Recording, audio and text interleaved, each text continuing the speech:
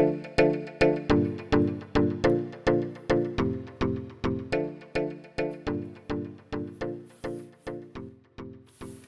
teman Om Yosep, ketemu lagi dengan video dari channel Om Yosep. Untuk kali ini kita akan membuat standing atau dudukan HP menggunakan bekas botol aqua ini. Yang kita gunakan sini adalah tutupnya saja ya. Bagaimana cara membuatnya? Oke, ikuti terus video ini dan jangan skip-skip. Jangan lupa subscribe untuk yang belum.